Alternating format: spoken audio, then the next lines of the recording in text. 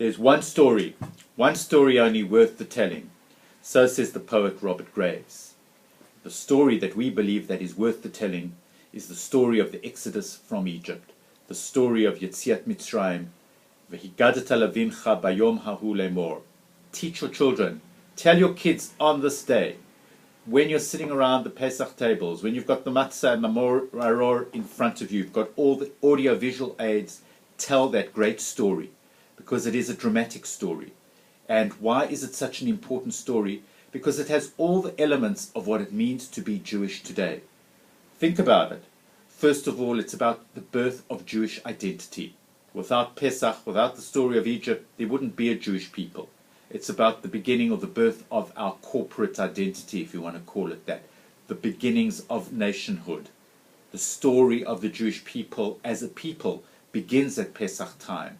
So it defines us. So it says to us today, where are you as a Jew? What is your identity? And many Jews are automatically drawn towards Pesach and towards the Seder in ways that they aren't drawn towards other Jewish festivals. Because I think the Seder night, the story, touches on something very deep and primal within us all, and therefore within our collective Jewish consciousness, or even unconsciousness, if you want to call it that.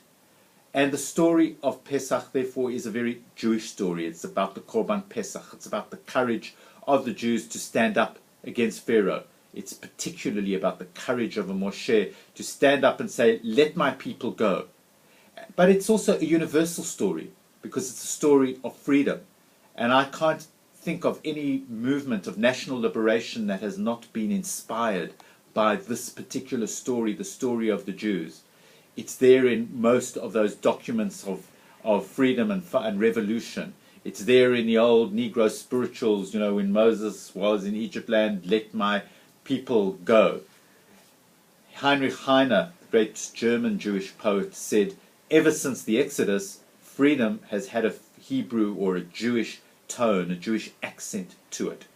We birthed freedom. We gave birth to this idea that a people are entitled to be free, that human beings as individuals are entitled to liberty, that freedom is a gift and that freedom is a necessity for every single human being. That's what we're reminded of. The great freedom story is we're reminded about at Pesach time. But Pesach time then moves between the global, between the universal significance and the particular significance to us as Jews. And so we will shift from those great, glorious ideas of freedom and liberation and democracy, and we will move back to the particular and the special and things about the Jewish story. And the Jewish story, which is one of persecution, which is one of anti-Semitism. B'chol dor vador omdim aleinu l'chalotenu, we will say in the haggadah. In every generation, there are those who rise up against us. There are those who wish to destroy us. And unfortunately, there is no shortage of them today as well, in every generation. But v'hi she'amda, but we say there is something, v'hi she'amda lavotenu v'lanu, we say nevertheless, there is something that has stood by us. God has stood by us. Our very story of survival has stood by us. This is a story of survival. And therefore, in itself, we're saying that this in itself says that we can and we will survive. Today, the story that we are sitting around and telling at the Seder, when we are telling about it, we're talking about modern Jewish history.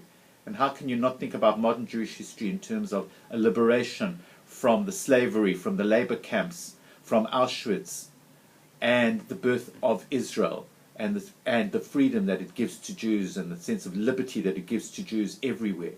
Yet, as Yossi Klein Halevi has pointed out, he said that we have so many different ways of telling the story today, the narrative.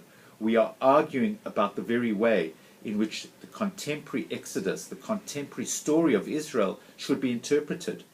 The most obvious difference of opinion, I'm not talking about the way the Palestinian and the Jewish narrative of the land of Israel, but I'm talking about the Haredi narrative and the secular and the modern Orthodox and the modern Zionist narratives. Our stories are so different.